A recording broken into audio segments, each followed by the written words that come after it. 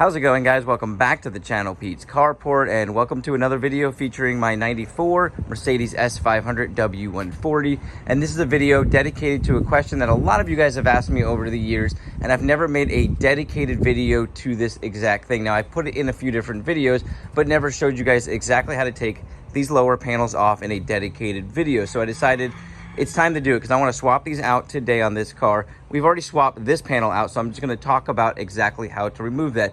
If you don't do this properly, you can easily damage them, break them.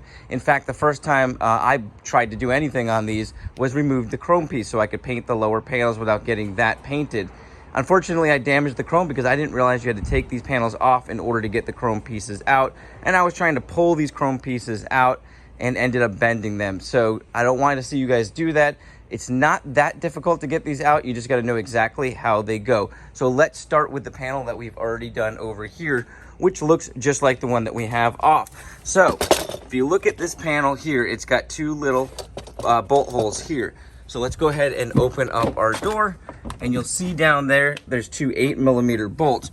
Now the trick to this is there's little tabs along here, and there's a tab along the back side here. And a lot of times people break those. So what you need to do is on the back side here, behind the chrome, you've got little nipples that pop in. So you need to take your bolts off, and then you need to stick a trim removal tool down and pop each one of these up. And then you need to slide it this way to undo that little hook, and then slide it up to get everything off without damaging. You need to do it very carefully. I've broken the tabs quite a few times, even trying to be careful because they are going to be brittle. These are older vehicles, so just be careful doing that. Moving on to our door panels here, our main ones. They come off similar, but they actually slide opposite ways, and I always forget, so I always got to play around with them. There's only one screw holding them in right here. It's a Phillips head screw, so I'm going to go ahead and take that off here in a second. Once you have that off, you can go ahead and close your door or keep it slightly open because you're going to want to pull from the bottom here. So let me go ahead and get that screw out, and I'll show you guys exactly how this comes off. Okay, once we have that screw off, we're going to pull up on this bottom part here, and you'll hear these little tabs pop out like so. And then you're going to want to get it in that position right there. Now here's the trick. You've got to slide the door panel, and I think it slides back on this one to release the chrome piece. So I think we're going to slide it this way to release. There it goes. You got to be very careful. As you can see, I broke that first tab, or it's still stuck in there.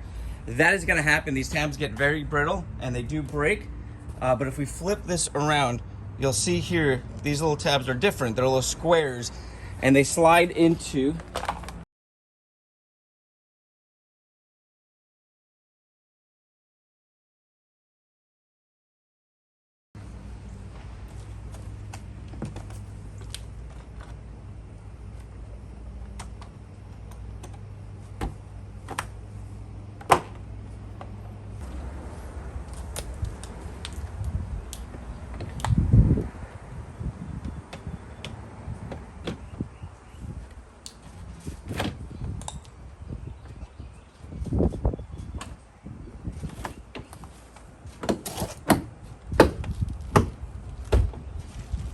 Wow, guys, what a transformation this car has had over the last couple of weeks, and this just kind of ties it up. Now, I can't wait to get that rocker panel on there. The reason why I haven't put the front rims on yet is because my boy Xavier just gave me his H&R springs, which are the lowering springs, and some Bilstein shocks. That's going to allow us to slam this car a lot more, and I'm very excited about that. As you guys know, before I went ahead and cut my springs, which honestly is a very good way of doing it. I know it's not the safest way.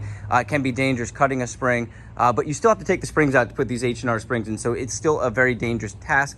But I just want to see how much different they ride and how they sit just off of a stock platform, so I'm very excited about that. And then we might be able to adjust the rear here down a little bit, but it looks pretty good. It's actually already lowered in the rear, just like a monster truck in the front. So we've got a lot still to do, guys, but this car is looking so good. Let me walk around this thing. We've got our front bumper installed. So I've got some things I'm going to do up front here. Definitely going to do something with this grille. We've got to get our emblem on there. I had somebody call me out in the comments. Need to get that on there. And we still got to finish off the panels over here, getting them on, polish all this out. We got to swap this door out. So still lots and lots to come just on this car's exterior, guys, but what a difference. Just look at this side right here from the time that we got it.